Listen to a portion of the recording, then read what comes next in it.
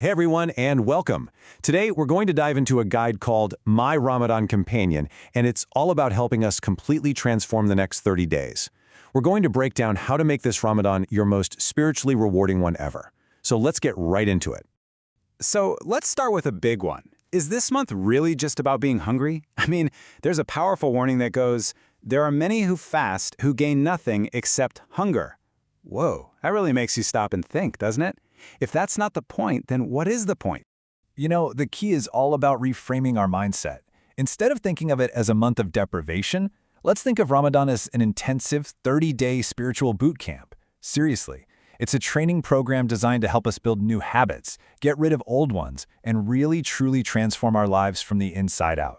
And, you know, like any good boot camp, this one has a single, crystal clear objective. This isn't about physical endurance. Nope. It's all about attaining one absolutely crucial quality, and that quality is called Taqwa. And this isn't some new idea we just came up with. The Qur'an itself tells us the purpose of fasting, plain and simple. The whole reason it's prescribed is so that we may attain Taqwa. So that begs the question, what in the world is Taqwa? Okay, so at its very core, Taqwa is all about spiritual protection. It's this deep consciousness of God that guides everything you do. It motivates you to do what He's commanded and to stay far away from what He's forbidden. It is the ultimate ingredient for success in this spiritual boot camp. So how does not eating and drinking actually build this taqwa? Well, it's not passive at all. It's active training. Every single time you say no to even basic things like food and water, you're strengthening your ability to control your inner self, your nafs. You're literally tightening the reins on your desires. And every little pang of hunger, it becomes a reminder of why you're doing this in the first place, helping you build this constant awareness that God is watching. So, with our goal of Taqwa locked in, what are the daily drills for this boot camp? Well, the companion guide lays out a really clear spiritual toolkit. Let's take a look at the core exercises. All right, here they are. These are your core exercises, the pillars of your daily training. First, prioritizing your 5 daily prayers. Next, really connecting with the Qur'an, not just reading, but reflecting. Then, constantly being in a state of remembrance of God, which we call dhikr. And of course, making heartfelt supplication or dua. And finally, giving charity. Think of it this way. Each one of these builds a different spiritual muscle. But listen, just going through the motions isn't going to cut it. The real challenge, the real work of this boot camp, it all happens on the inside. It's all about winning the inner game. To win that inner game, it helps to think of fasting on 3 different levels. You've got the ordinary level. That's just staying away from food and drink. But then you have the elite level. This is where you go deeper and guard your eyes, your tongue, your ears, your entire body from anything forbidden. And then there's the super elite.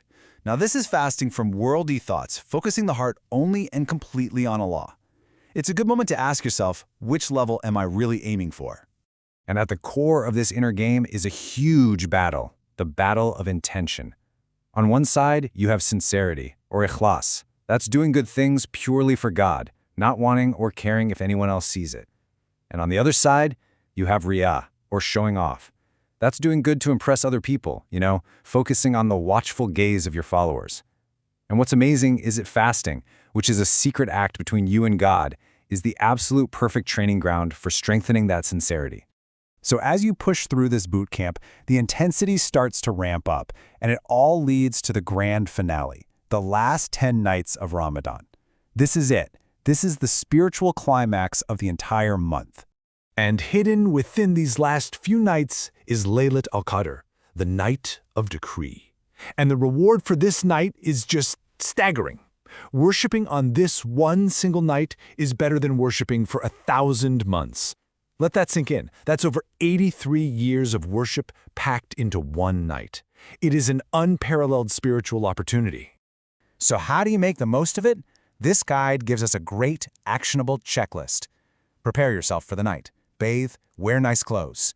Spend the night in prayer. Recite the Qur'an. Make sincere repentance. And this is so important. Repeat this special dua over and over. O Allah, you are ever pardoning, you love to pardon, so pardon me. So after 30 days of this intense training, the boot camp comes to an end. But it's not really a finish line. It's more like a graduation. So the big question is, What's next? You know, the real measure of success isn't just how spiritual we felt during Ramadan, but what we actually do after it ends. A beautiful sign that our efforts were accepted is if we're able to continue the good habits we built. The goal of the training, after all, is lasting change, not just a temporary spiritual high. So, we'll end with this thought. Ramadan was the boot camp. The training is over, and now it's all about application. Out of everything you practice this month, the prayers, the Qur'an, the charity, the self-control, what is the one habit, just one, that you will commit to carrying forward with you into the rest of the year?